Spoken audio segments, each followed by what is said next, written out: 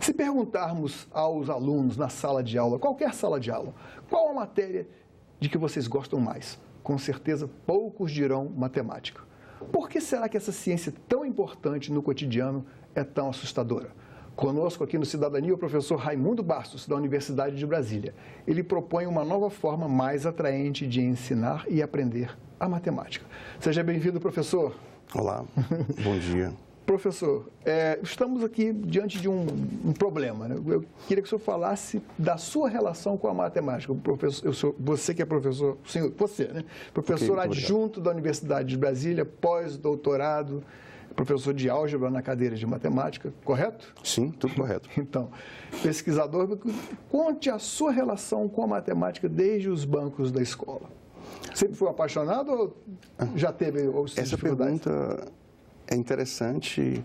Eu tive uma relação boa com a matemática, porque desde jovem meu irmão era muito interessado em matemática, hoje é professor de física, meu irmão mais velho. Então eu tive a oportunidade de conviver com uma pessoa que já gostava de física.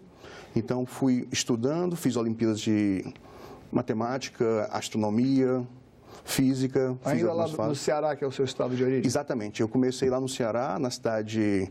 Eu já tinha mais de 13 anos, estava em Sobral. E comecei a estudar matemática porque eu tinha muito interesse em Olimpíadas. Então, esse foi o meu foco durante boa parte da minha adolescência, antes de entrar na faculdade. Por que as pessoas, desde a sala de aula, mas por que você há de convir que era uma raridade, né, dentro da sala de aula? Porque a maioria das pessoas não gosta tanto de matemática assim. Qual a sua explicação para isso? Bem, o nosso ensino hoje, ele está voltado muito para essa memorização sem fim de muitos assuntos. Nós temos muitos assuntos no ensino médio e no ensino fundamental, então as pessoas não criam afinidade. Bom, vamos ver aqui um quadro que a produção preparou para a gente analisar dentro da Prova Brasil, que é aquela prova que analisa o rendimento dos alunos em duas disciplinas, português e matemática. Vamos ver qual foi a evolução. Bom, aqui nas escolas públicas, o quinto ano, a evolução das notas de matemática aqui em conceitos, tá? O conceito avançado é aquele que diz que estão preparados, estão eficientes na matéria, preparados para seguir adiante. O conceito proficiente é que estão, digamos assim, razoavelmente preparados para seguir adiante com algum reforço. O básico, que eu acho aqui que talvez o termo seja um pouco tolerante, além do permitido, não significa que tenham conhecimento, significa que precisam de reforço, na verdade. E o insuficiente é aquele que o aluno não tem conhecimento, nem mesmo o suficiente para que, ou seja, não pode seguir adiante nos estudos. Vamos ver então em termos de percentual. Houve algum progresso? Se a gente analisar aqui que no nível avançado de 2011 para 2015, o percentual subiu um pouquinho de 9 para 11%. O proficiente também subiu de 24% para 28%, os insuficientes razoavelmente até que diminuíram de um ponto de vista considerável, de 29% para 21%, e o básico praticamente ficou no mesmo nível. Ou seja, se a gente somar os insuficientes com aqueles que estão no nível básico, nós vamos ver que a coisa não anda lá muito bem, né? Bom, o senhor tem alguma crítica a fazer à Prova Brasil? Bem, eu trabalho muito com ensino superior, então não é bem a minha área, mas quando você olha a evolução desses números e coloca em parâmetros, se você somar insuficientes com básico, mesmo em 2015, você tem mais de 60% da população estudantil envolvida com insuficiente ou básico. E isso é preocupante.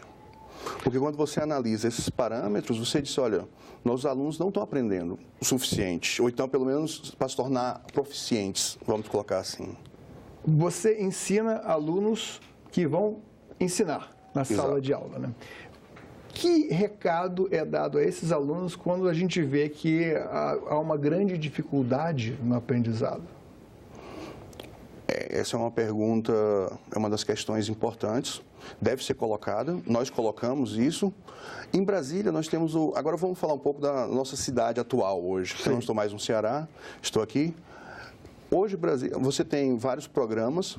É uma cidade, inclusive, onde muitas coisas são números, né? Exato. Não temos nomes de rua, por exemplo, são raros aqui, né?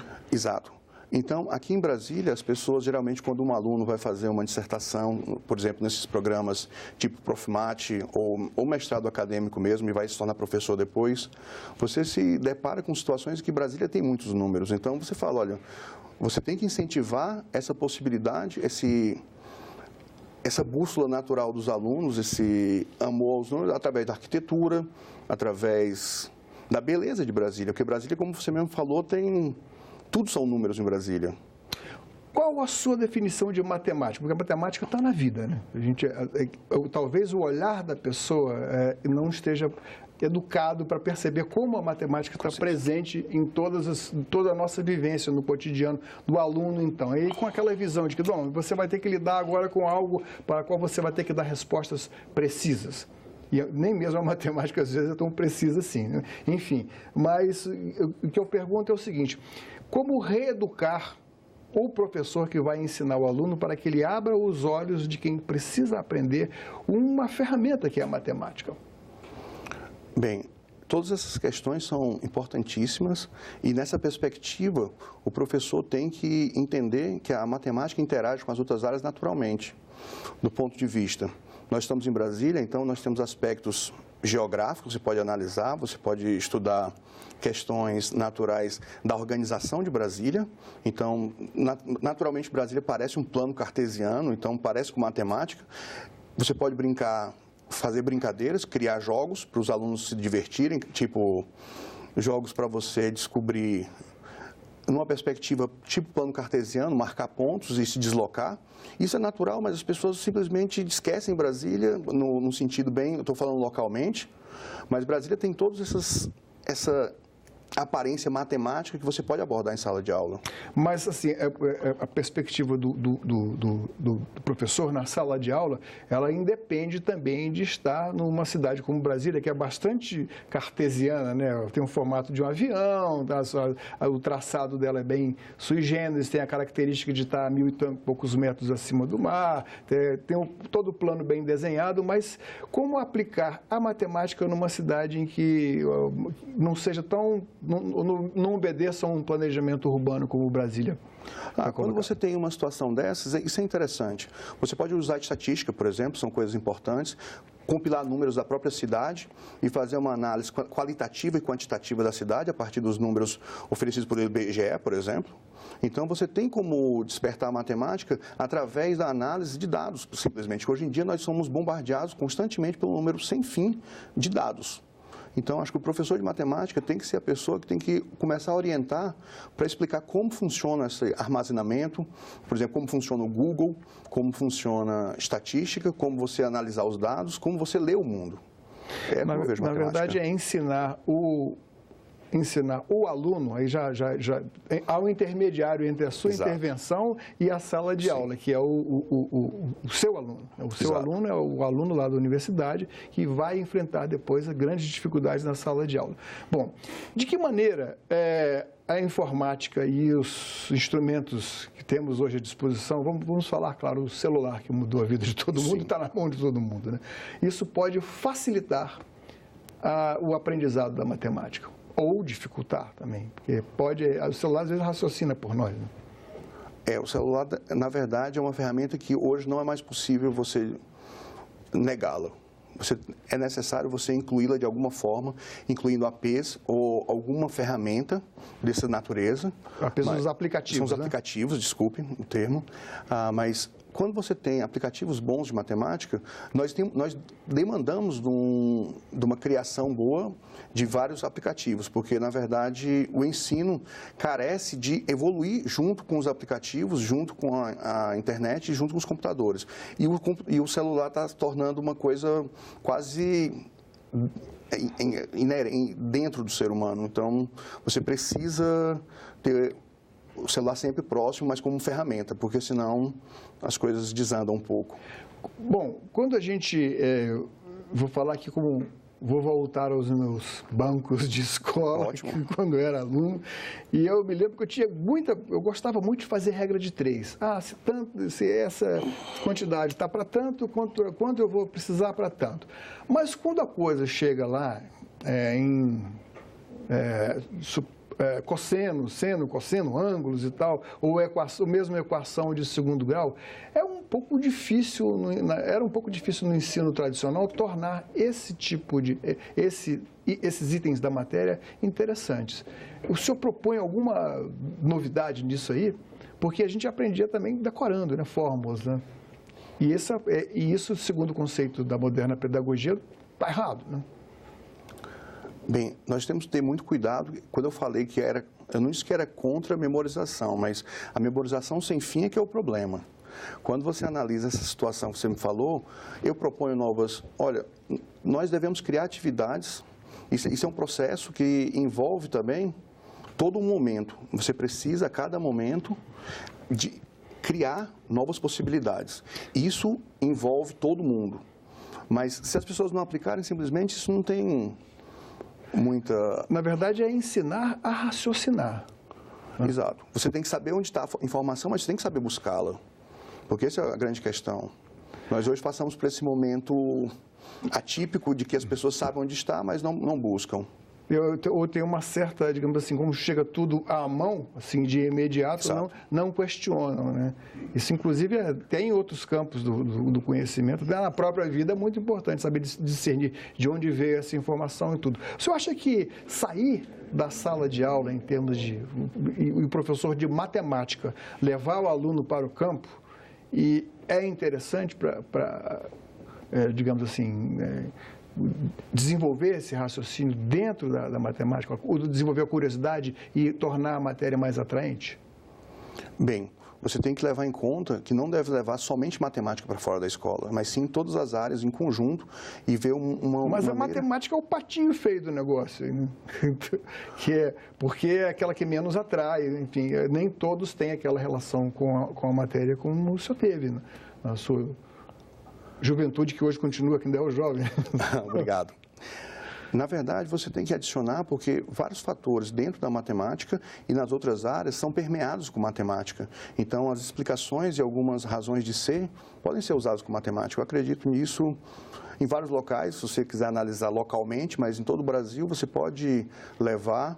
Você tem física, você tem química, depende de onde você quer levar os seus alunos, depende da realidade de cada um dos locais, isso influencia e deve ser visto, a educação não deve ser vista como uma coisa que todo mundo tem que ver em todos os lugares do Brasil. O Brasil tem muitas particularidades, então cada um dos locais tem suas particularidades e o professor de matemática precisa identificar isso e levar seus alunos nessa perspectiva, de ver o que melhor exemplifica a matemática dentro do seu estado, dentro da sua cidade. Acho que eu penso nessa perspectiva local. Com relação à vida prática, não seria, por exemplo, um bom exercício? Hoje, quando eu chego no supermercado, eu vejo assim, bom, se tivesse o que fazer, se as pessoas tivessem que fazer cálculo aqui, de repente faltasse uma máquina calculadora, provavelmente ia tudo parar, né? Enfim, e esse tipo de exercício não poderia ser aplicado dentro de sala de aula?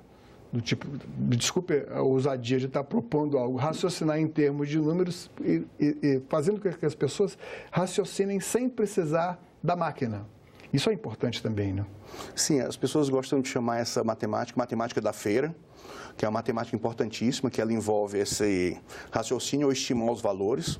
Isso é importantíssimo, isso nós usamos, mas, mais uma vez, quando você analisa toda a perspectiva em que nós temos uma quantidade absurda de assuntos, absurda não no sentido, os termos, cada um deles em particular, mas absurda na quantidade. Então, a verdade, o professor de matemática, às vezes, eu não vou usar o termo, mas parece que é obrigado a expor uma quantidade enorme de assuntos, sendo que o básico não é colocado. Ah, sim, perfeitamente. Essa sua observação é altamente instigante. O que seria esse básico? O que seria colocado em primeiro lugar? O básico, certo. O básico, hoje você precisa saber, um cidadão normal, o que ele precisaria saber de matemática? Fazer conta para não perder dinheiro. Fazer conta para não perder dinheiro. Isso é uma coisa essencial Então, você tem fatores, você falou de regra de 3, a gente pode falar de juros simples, juros compostos, isso é uma coisa que tem que ir para a sociedade, a parte estatística, armazenamento de dados. Quando você começa a colocar esses fatores, você tem essa matemática que a gente está dizendo que é básica, que é essa parte financeira. Educação financeira, que muitos brasileiros, por não tê-la, por não possuí-la, perdem dinheiro. Exatamente. Então, você tem esse fator, essa primeira parte, que seria uma coisa envolvendo um que nós poderíamos dizer aritmética, mais algumas coisas, que seria essa coisa de tabuada, mas não só tabuada, porque você está envolvendo também juros, você está envolvendo outros elementos, essas frações, esses elementos que têm a ver com os juros. Você tem também essa parte de estatística, que é essencial, mas se você continuar um pouquinho mais, matemática, você precisa abordar outros assuntos, tipo como funciona o Google, como funciona o GPS. Mas aí a gente já está bem mais lá. O GPS talvez nem tanto, porque a gente pensa nas coordenadas. Exatamente. Né? Que são as coordenadas, que são as ordenadas, as paralelas. Né? Aí a gente já vai para a geografia, né? já aprende a se situar. Né? Bom, eu acho que talvez seria o caso, quer dizer, eu não sou professor, né? Eu sou um curioso, jornalista é um curioso a serviço da curiosidade do espectador. Mas talvez fosse o caso de pegar os alunos na sala de aula e dizer, bom, vamos ver aqui o Google, o GPS, onde estamos, o que significa essa situação aqui em números, né? Enfim, e dar um exercício prático. Mas esse tipo de conhecimento, superado o básico, antes de chegar no nível do Google, mesmo do GPS, haveria uma outra etapa? Como eu falei, essas questões de armazenamento de dados hoje, sem dúvida alguma, é um dos problemas mais importantes que nós temos na sociedade, porque imagina você ir no supermercado e ter uma quantidade quase infinita de prateleiras. Então, você tem que saber exatamente onde buscar essas informações. Então, armazenar dados é uma coisa importantíssima, está mais vinculado à estatística, mas também é um assunto que é naturalmente tratado dentro da matemática. Professor, eu queria saber a sua opinião sobre a Base Nacional Curricular Comum, que ainda está envolta numa discussão muito acirrada, discussão inclusive contaminada pela política, mas que parece que, em linhas gerais, o governo quis reforçar os conhecimentos básicos de português, de linguagem e de matemática. Que julgamento o senhor faz do que o senhor conhece da Base Nacional Curricular, como ela está estruturada em relação à sua matéria? Bem, nós devemos ter muito cuidado com essas revoluções rápidas. Porque a educação, embora esteja sempre evoluindo e o conhecimento está sempre evoluindo, você tem que tomar muito cuidado com essas mudanças abruptas sem entender todo o contexto. Então, o nosso país é muito grande e você simplesmente fazer mudanças ad hoc sem pensar na sociedade como um todo, isso é muito complexo. Você tem que trazer mais pessoas para o debate, isso é essencial, para entender quais são as necessidades e apontar possibilidades, mas não de um ponto de vista nacional, mas talvez do ponto de vista de cada região ou de cada estado. Isso é muito mais complicado, eu entendo o lado você querer colocar uma situação global, mas eu acho que isso é prejudicial para a educação como um todo. Acha que, então, que a escolha da forma como, não só a quantidade das matérias, mas da forma como serem ensinadas, teria que ser mais regionalizada? Eu imagino que sim, porque eu não consigo ver de outra forma a educação. Bom, o senhor veio de uma cidade que é considerado, comentado na imprensa, como uma cidade de boas experiências educacionais. O senhor estudou em escola pública, em Sobral? Eu estudei no ensino fundamental, um pouco do antigo sétimo ano, do oitavo ano. Não sou tão jovem assim, eu faço parte desse outro momento. Eu estudei na escola Dom José Tupinambá da Frota durante quase 2 anos. Isso ainda em Sobral? Em Sobral. E depois eu fui para a escola particular. Isso já no antigo segundo grau? O antigo segundo grau. que hoje é o que? Hoje, todo dia, vão dizer que tudo está diferente. Minha mãe chama de ginásio, ensino básico, então eu começo a dizer não. Ginásio científico? Científico. Bom, e a faculdade o senhor fez lá na Universidade Federal do Ceará? Exato, e fiz mestrado lá também. Em Fortaleza? Em Fortaleza, exatamente. Certo. E como é que é a visão de quem hoje está numa outra, está com pós-doutorado aqui em Brasília, o que foi aplicado lá, no seu caso, como aluno ainda, seria replicável em outras regiões do país? Sim, mas nós precisamos de força para as pessoas, para incluir todo esse contexto. Você não começa apenas com, eu gostaria de fazer. Na verdade, você tem que arregaçar as mangas e começar o trabalho. E isso tem que ser uma coisa totalmente local, porque hoje nós temos evolução na educação nos últimos anos, mas a próxima etapa tem que vir com trabalho também localizados e você depois depois pensar no modelo, mas você não pode criar um modelo de cima e esperar que funcione para todos os lugares embaixo. Isso é muito... De cima para baixo não vai funcionar, essa é a minha opinião, mas eu tenho que ler um pouco mais, mas eu não acredito que esses modelos, essas coisas que vão salvar o mundo sejam possíveis. A automação e a informatização a galope, como a gente está... Esse é um galope, é uma expressão antiga, numa velocidade de turbina a jato, como a gente está vivendo hoje. Ela nos obriga a aprender mais e mais matemática, não? Sim. Senão nós ficaremos naquela órbita daquelas pessoas, da possibilidade de perder os empregos. Ou não? Olha, com a automação e a informatização. Não estou querendo assustar, não, mas já estou assustando. Olha, desde essas pessoas que fazem ficção científica, eles ficam dizendo que inteligência artificial está aí e essa coisa já tem uma quantidade bem grande de décadas.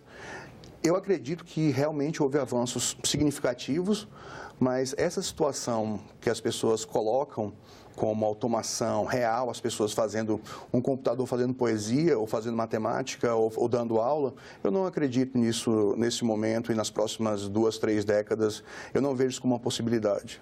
Professores de matemática estão arriscados a perder seus empregos para a máquina? Não. O que eles saberão fazer de diferente que a máquina não faz? Nós fazemos... As pessoas têm que entender matemática também, não é só uma ciência. Matemática tem um fator que se assemelha muito à linguagem.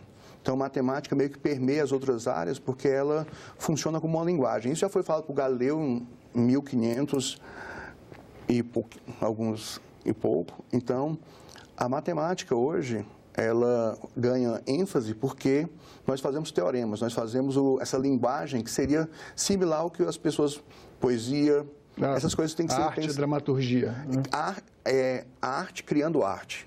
Então, essa coisa, o computador, ele vai demorar muito para fazer. Professor, muito obrigado pela sua presença aqui no programa. Eu que agradeço, muito obrigado pela oportunidade. Você gostou dessa entrevista? Não gostou? Dê a sua opinião. O WhatsApp é 61 99966 1616. Pelo telefone, o número do Alô Senado é 0800 61 22 11. Para baixar ou ver de novo qualquer um de nossos programas, acesse senado.leg.br/TV. Obrigado pela atenção e até o próximo Cidadania.